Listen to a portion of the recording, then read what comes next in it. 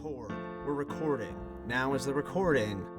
Listen to that beautiful piano music. Great job, BC.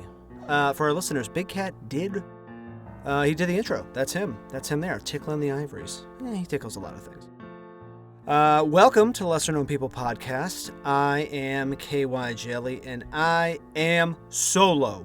This is a solo pod. It's a solo pod because, unfortunately, this is the final installment of the Don Omand series. For those that have been following, our 12 listeners, final installment of Don Omand. And if I'm honest with you guys, my listeners, my dear friends, nobody else wanted to be on this podcast. Nobody wanted to be on the episode. They didn't want to do it. They didn't want to subject themselves to another Don Omand reading, if you will. His stories of bullshit. Ryan was the exception. He wanted to be here. He did. He actually sent me a message of encouragement and just said, "Hey, I'm traveling. I can't be there right now, but I want to be. I love you. You're great. Good hairline, really decent dong." And so I'm just gonna play you the message that he left me. I'm a giant gay. I'm a nerd. I take it up the ass.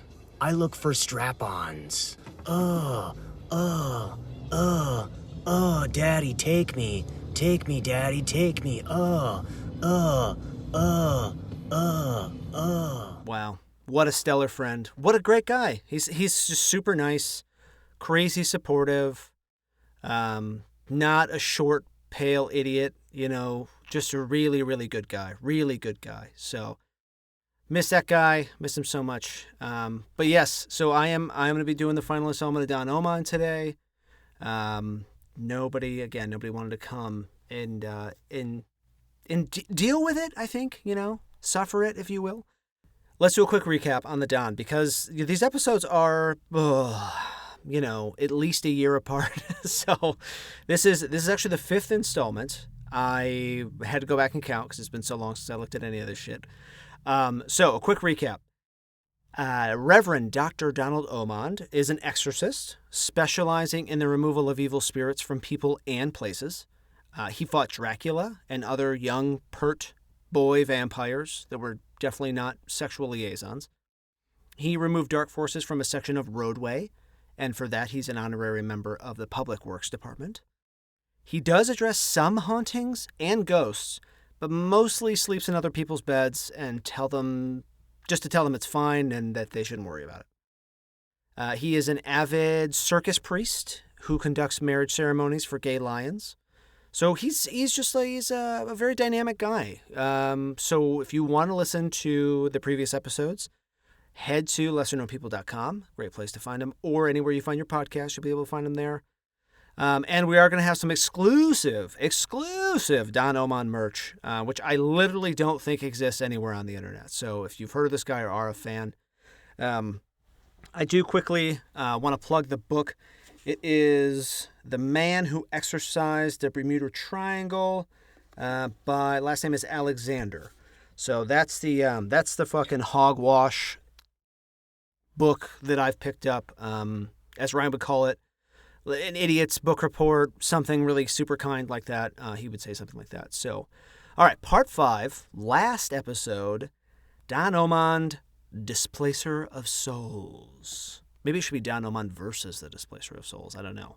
But, so in the final episode of Don Omand, we will be exploring Don's experience with spirit transference, for which we can assume Don Omand is begrudgingly involved, yet has lots of knowledge, opinions, and Christly tools to deal with. Follow along as we listen to Don Omand quietly masturbate about himself. Okay. At a 1972 meeting of the Organization of Inquiry into Psychical Disorders, the OIPD for short, this was in Oslo, Omand was presented with a story from a fellow scientist being in quotation marks. This scientist, who suspiciously chose to remain nameless, told a story about soul changing. Soul changing, of course, referring to the ability of one human spirit's essence to be transferred to another person.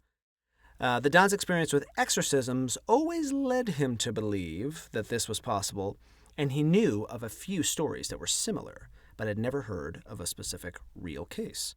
One such story was a pair of sisters. The older sister was kind and gentle, while the younger sister was greedy and spiteful. Ooh. A young gentleman caller was interested in the kind older sister, and this made the younger sister very jealous. Well, they dated for a while, bought her flowers, licked her ankles, whatever the fuck they do. And they were due to be married. So the day after the gentleman married the older sister, the younger sister killed herself out of jealousy. I don't know about you guys, but it's typically the opposite. Typically, you sleep with a gal, then she starts threatening suicide. So this guy's got it. He's doing all the right stuff, really. So from the moment of the younger sister's death, the older sister changed completely and began acting like her younger sister, spiteful, jealous, angry, probably a bitch, maybe on her period. The initial theory was that the soul of the younger sister jumped to the older sister at her death and was a case of actual spiritual transference. But in the end, Don Omand determined that the younger sister had been possessed by a demon and killed herself only for the demon, sorry, so ridiculous, only for the demon to jump to possessing the older sister, because why not? You're right there, you're already in the family tree. So simple demon possession, bread and butter stuff for the Don. So he's been suspicious but never seen a real case. So the real case of the displacer of souls began at this OIPD meeting in Oslo in 1972, and a number of countries and places involved in this story is absolutely ridiculous. I mean, if true, is obnoxious. You could do a fucking Where in the World's Carmen Sandiego with this shit. So try to keep up here. A French scientist who was part of the OIPD was on a trip to Cairo and Beirut. On the trip, Frenchie was visited by an Austrian colleague because the Austrian doc was consulted by a doctor from Lebanon, who it turns out had studied with the French doctor in Germany, and they were asking about a Syrian peasant. The Syrian peasant was noted to speak French, Arabic, and Flemish. What the hell, man? It's too many people from too many places getting together, kind of related in some way or have knowledge of one another. It's like a meeting of the UN, except they're deciding what crayons not to eat. It's a fucking shit show. Muhammad Syed is the Syrian peasant and the displacer of souls. The Arab doctor and the Austrian doctor looked at Muhammad and evaluated the veracity of his claims that he had in fact been three separate people previously, and that his soul was now in Muhammad Syed. Muhammad claims to have been born in France to a wealthy family, switched to a college professor that he had at the Sorbonne University, then a Belgian journalist, and then finally to Muhammad. So the French doc went to Syria and had a chat with Muhammad. Frenchie thought he was the real deal based on a French sign-countersign phrase, which I hope is real, as if it's not, I'm going to be so pissed off. But the French sign-countersign phrase that goes, where is my aunt's pen? An answer by a commoner would be, my aunt's pen is on the table. But French elites know to answer with, the pen is at Madame Louise's. Apparently, that is all the proof you need. All the proof you need. And this is the same French doctor that presents the case to the OIPD, and this is where the Big Don steps in with crumbs on his robes and a twinkle in his eye. Muhammad approached the doctors so that they could, quote, cure him of his soul-swapping ways, and he could die as Muhammad instead of Frenchie 1, Frenchie 2, Belgium guy 1, and now Muhammad. So he wants to die as Muhammad.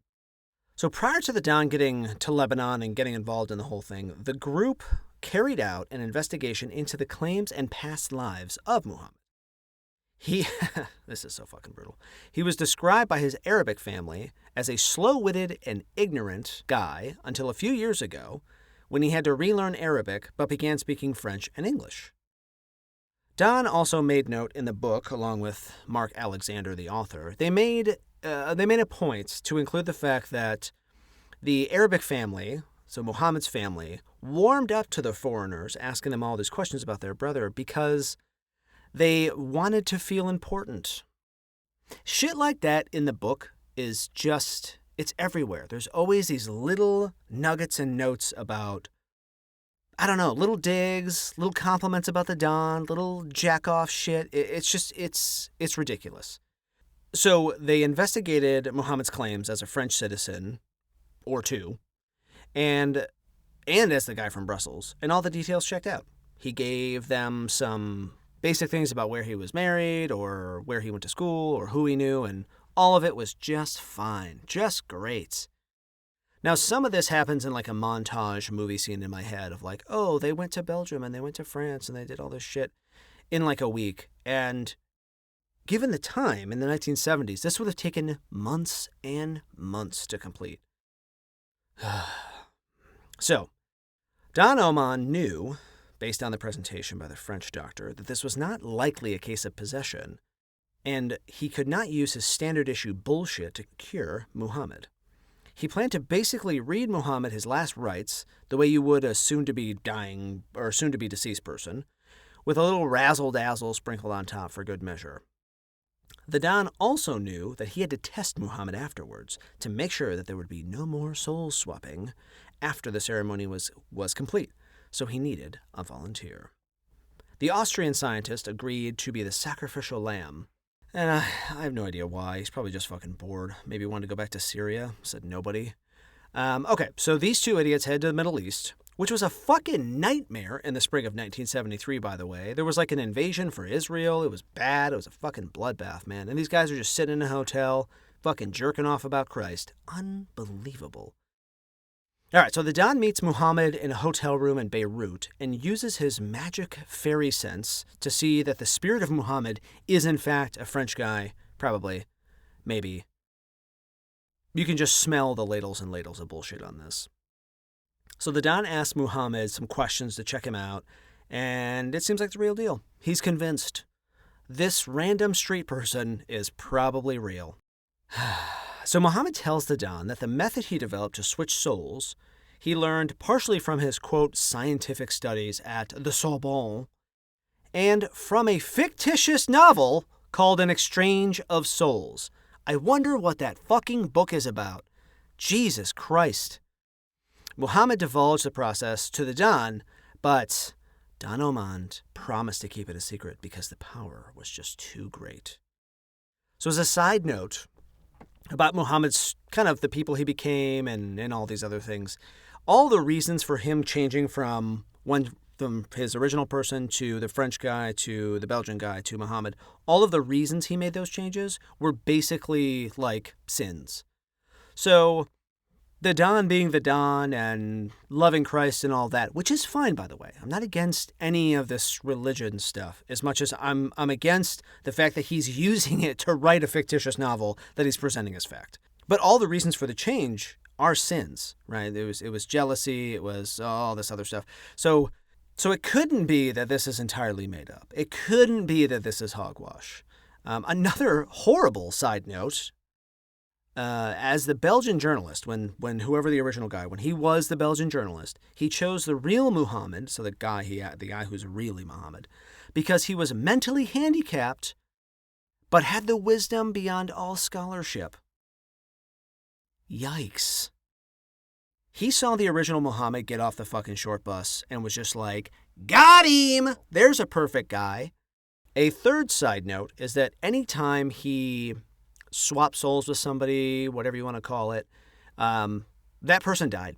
That person died shortly after. In just about every occasion, that person died. So that's one of the main reasons why the person we know as Muhammad wanted to stay Muhammad, because he knew that if he changed again, somebody would die. So, on April 3rd, 1973, Muhammad came back to the hotel in Beirut for the ceremony. Again, Muhammad lived in Syria.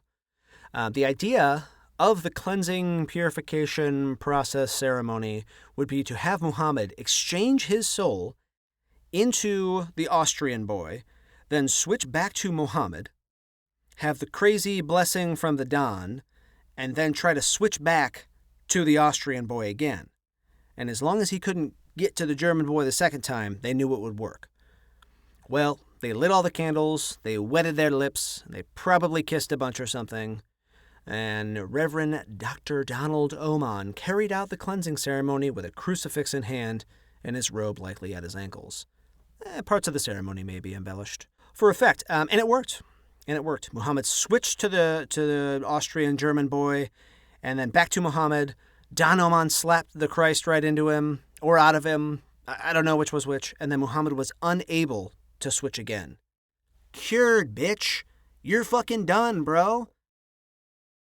So, all was well with the Arab, except the fact that he died like a month later. Not sure what that was about. He was definitely dead, though, in the spring in like May of 1973. So, I don't know. Maybe he should have switched again, and he would not be dead. Maybe he wanted to die. Well, friends, that is in fact the last and final tale we will be giving you from Dr. Donald Omand. Check out all the previous episodes on lesserknownpeople.com. Visit us on our socials. Do seriously look for our merch coming up. If you guys want merch, let us know. We are literally going to be kind of firing the thing up and getting it out the door. I do want to get some Don Omand merch out there because, again, it's one of a kind. We might do a limited run of it. Hopefully the guys come back to the podcast soon. I don't know about you as the listeners, but this was fucking horrible. So I hope that the piano's playing now, the music's going now, so it'll be good. Love you guys.